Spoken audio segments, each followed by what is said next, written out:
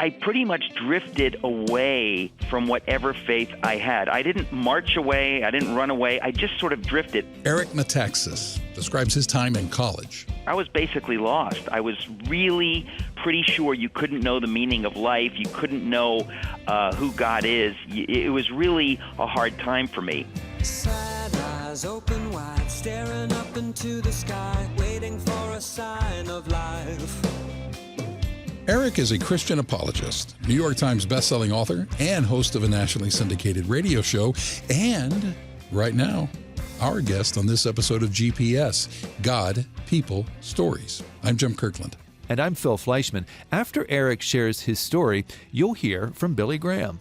When you come to Jesus Christ, you don't commit intellectual suicide. You come to Christ with your mind. Hear the rest of Billy Graham's message later in this episode, or find out more about coming to Christ at findpeacewithgod.net. That's findpeacewithgod.net. GPS. God. People. Stories. My dad is from Greece. My mom is from Germany, and they came to America, to the United States here, in the 50s.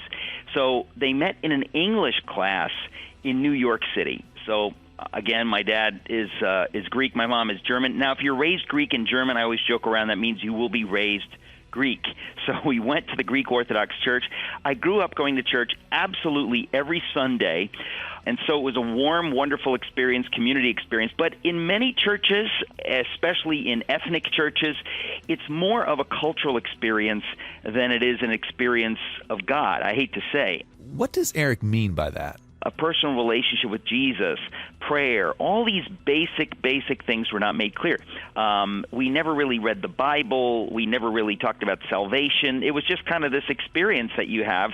You go to church, but the facts are not made clear. So when Eric graduated high school and enrolled at Yale, I was like a sitting duck. You go to a place like Yale or any university not knowing what you really believe, not knowing if it's really true. Did Jesus really rise from the dead? And so I pretty much drifted away from whatever faith I had. I didn't march away. I didn't run away. I just sort of drifted. By the time I graduated, I was an English major. I wanted to be a writer. I was basically lost. I was really pretty sure you couldn't know the meaning of life. You couldn't know who God is. It was really a hard time for me. Dry as a desert sun, need a drop of water on the tongue just to stay alive. it wasn't just a hard time spiritually. Eric was also having trouble getting his writing career off the ground. I guess it must have been my 25th birthday. I was drifting for a number of years, trying to be a writer, really having a hard time. Ended up moving back in with my parents, which was really painful, difficult. They're kind of wondering, what are you doing here? You went to Yale. We didn't get to go to college. Why are you so lost? What's going on? And in this pain, God sent a man into my life who started sharing his faith with me, sharing the Bible, sharing Jesus. And I really resisted significantly, but not 100%. That man was Ed, one of Eric's co-workers at a proofreading company. Eric started asking Ed some questions about God, about Jesus and the Christian faith. Those questions eventually led to an answer in a very unique way, through a dream about ice fishing. Ice fishing. You see, ice fishing was one of Eric's favorite childhood hobbies, and it also served as Eric's self-made metaphor for religion and God. And then there was Eric's memory of the Greek fish symbol, the one that we most commonly see on the back of cars that Christians are driving. My father would always say that the fish on the back of a car, when I saw the little fish symbol, he'd say, "Oh, that's the early Christians used to use that. That's Jesus Christ, the Son of God, our Savior." The Greek word ichthus, Jesus Christos Theos imon sotir. So I always knew that the Greek word, because my father and all Greeks are excited about being Greek and the Greek language, but that whenever he saw the fish, he would tell me about that.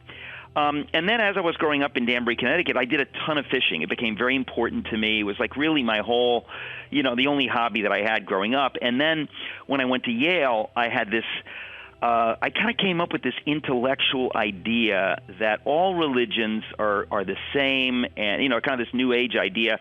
And I thought all they're trying to do is drill through the ice to get to the water, and the water is the collective unconscious. This kind of Jungian, Freudian idea of the psyche, and it's kind of nonsense. But it was my intellectual idea of who God is. That you just want to drill through the ice and touch the water. So back to that dream Eric had about ice fishing. What was that about? Basically, in the dream, I'm ice fishing, and the Lord, it's just crazy.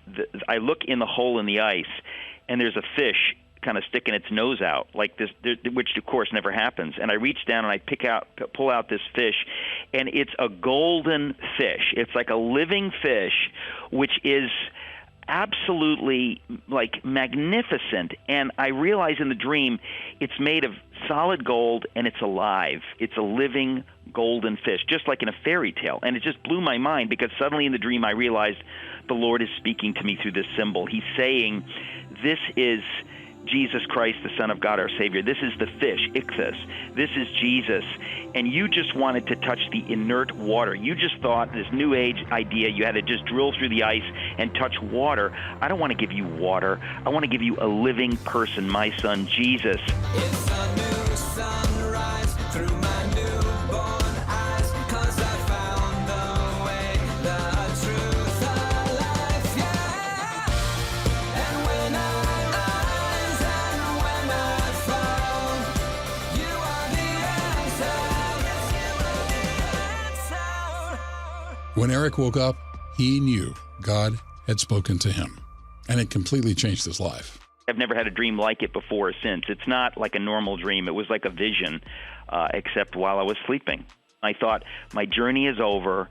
God has shown me it's not about touching this collective unconscious, touching the Godhead, it's about Jesus of Nazareth. It's about his son that he sent into this world. It absolutely blew my mind. And to anybody else, it just sounds crazy. But to me, at the time, when you combine all these pieces, it just changed me. I said, Jesus is Lord. This is true.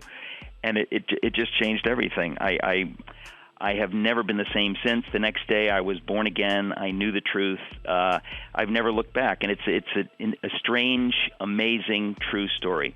But that dream isn't the end of the story for Eric Metaxas. After having the dream and surrendering his life to Jesus in 1988, Eric went through a series of ups and downs as he tried to make it as a professional writer. One day, I was laid off from my proofreading job. I had a really menial, horrible job. And literally the same day, the Lord hands me this amazing job writing children's books and working for a company called Rabbit Ears, which was wonderful. But after that ended, I went through a really hard season, a desert that lasted for a long time. And I did a lot of interesting stuff, but it was painful nonetheless. I got to work for VeggieTales, which was amazing. I got to work for Chuck Colson.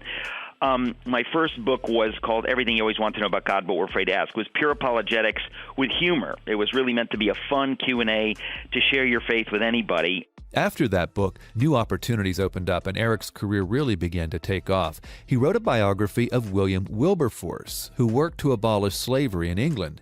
Then came a biography about Dietrich Bonhoeffer, a German pastor who was a key player in resisting the Nazis during World War II.